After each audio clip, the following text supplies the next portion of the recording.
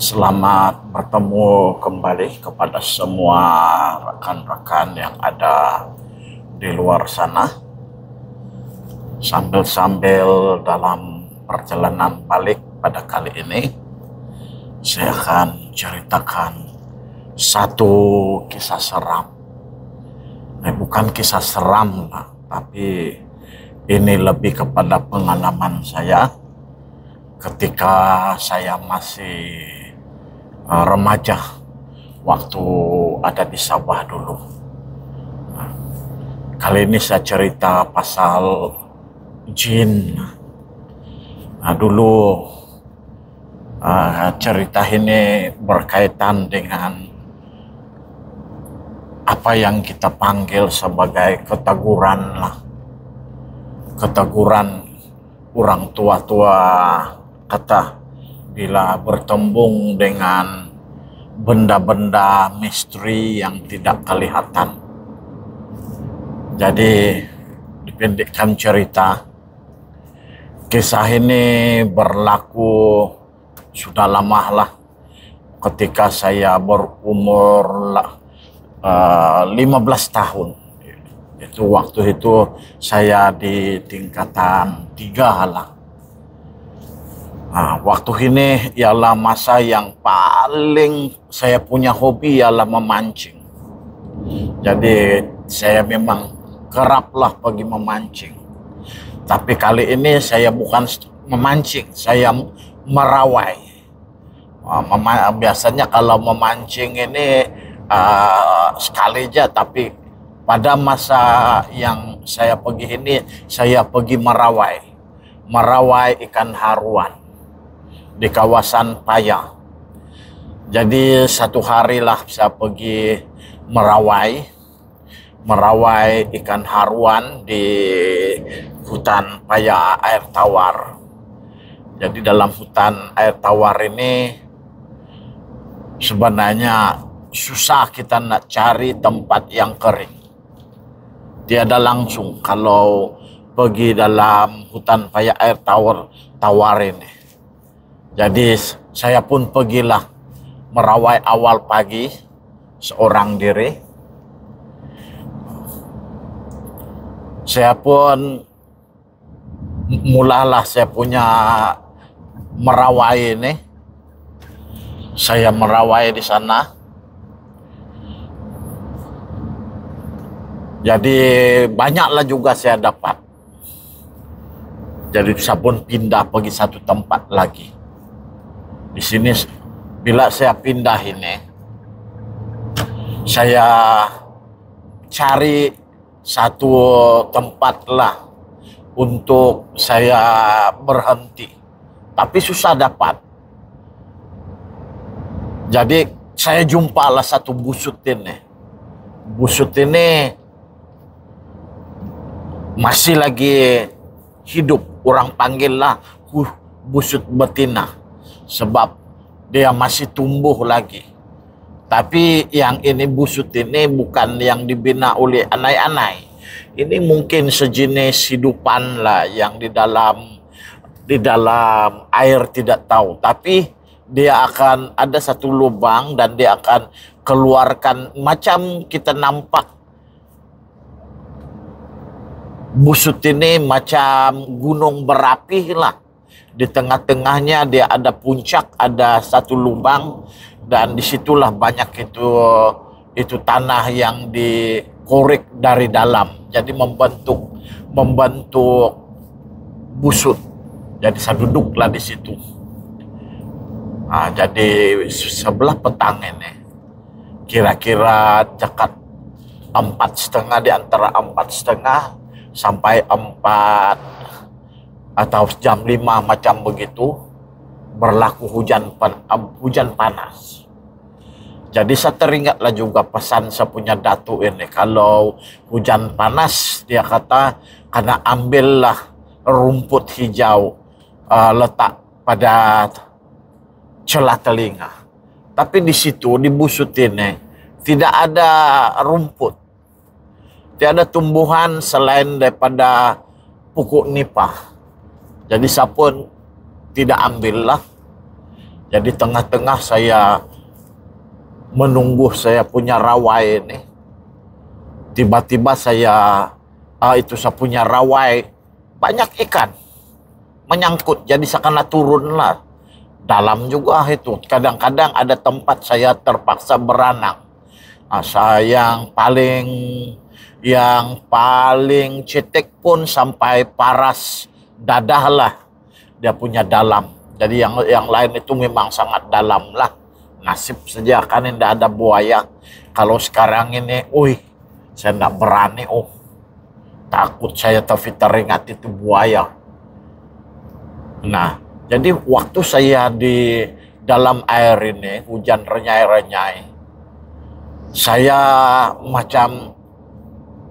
saya nampak macam orang sedang berdiri di atas itu busut. Tapi saya tidak pedulilah, saya lebih kepada itu saya punya rawai.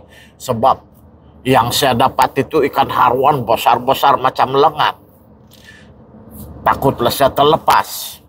Jadi bila saya naik di atas busut, bila saya dapat semua, kutip semua itu saya punya ikan. Saya naik balik di busut itu. Tiba-tiba saya rasa macam saya takut betul. Macam ada benda lah di situ. Takut betul saya mau balik pun. Time itulah juga ikan makin banyak. Tapi saya punya bulu roma memang naik. Saya tahan juga. Tapi kalau saya tinggal masa itu, ikan pun banyak. Saya punya rawai bergoyang lagi. Tapi bila saya turun di dalam air, tiada apa-apa lagi. Saya tidak takut sudah. Jadi saya buat keputusan, tunggulah juga sampai senja. Nah, bila jam 5 lebih sudah, dekat-dekat mau gelap itu, saya pun angkatlah saya punya rawai. Saya punya ikan ada mungkinlah dekat 30 ekor lah itu ikan itu. Sebesar-besar macam lengan, ada juga lah yang kecil. Jadi waktu itulah bila saya mau jalan itu, mau tinggalkan itu busut, saya rasa sangat seram. Makin saya takut. Dan masa itu saya punya badan mula gatal. Gatal yang saya sebenarnya mau lagi sambung merawai. Tapi itulah. Karena gatal, saya tidak tahan. Saya garu sampai berdarah saya punya kulit. Dan yang saya pelik itu saya punya yang gatal itu dia akan bengkak. Bengkak banyak di badan saya. Tapi tidak lama kemudian selepas bengkak sepenuhnya akan hilang balik. Jadi saya menderita ini.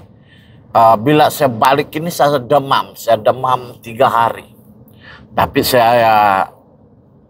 saya pun biasalah, dalam hati saya biasalah juga kalau kena hujan ini biasa, kadang-kadang demam lah.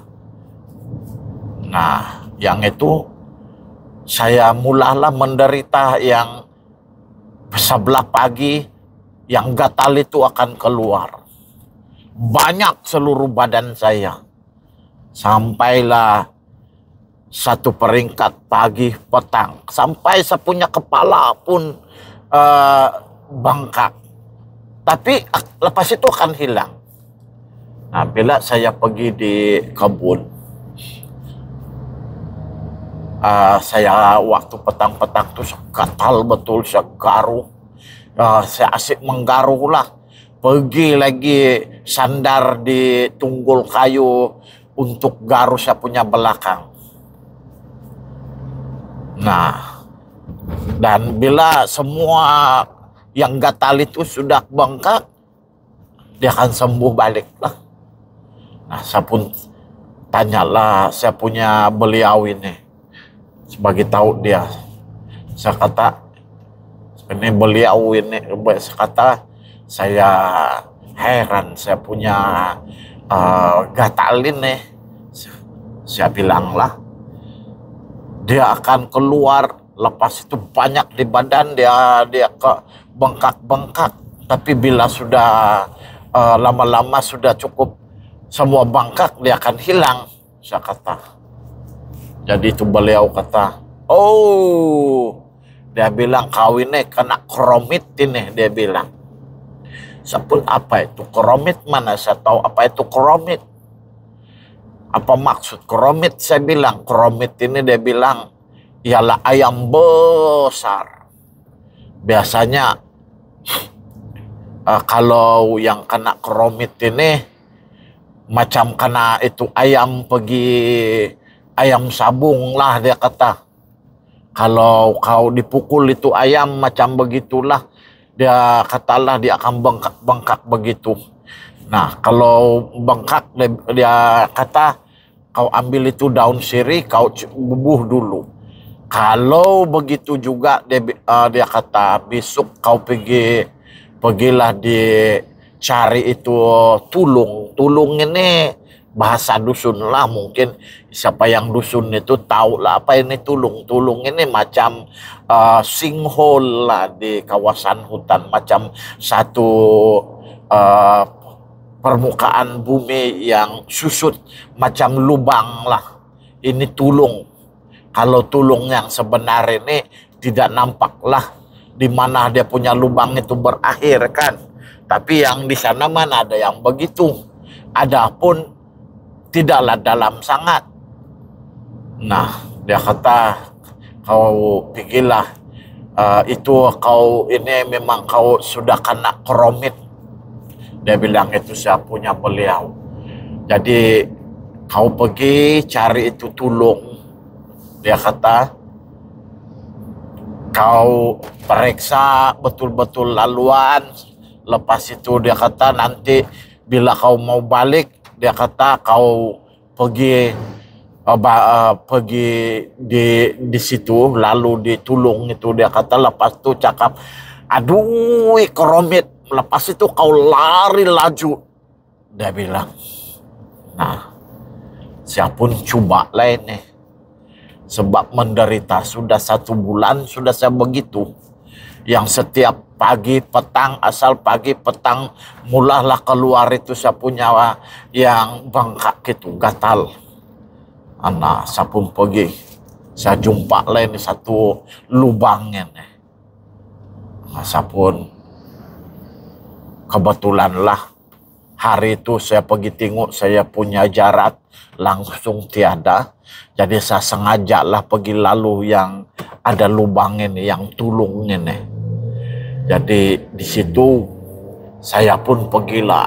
Aduh, kromit, saya bilang, terus ya lari laju balik di rumah. Sudahlah, kebetulan hari itu tiada satu pun saya punya anjing, tiada yang ikut. Jadi saya satu orang, saya berlari jauh juga lah, mungkin ada 1 kilometer lebih lah juga. Saya tidak tunggu. Nah, nasib sampai di rumah, semua itu anjing tengok saya bukan main laju balik rumah. Ini semua ini anjing menyalak di arah di tempat yang di mana saya datang itulah.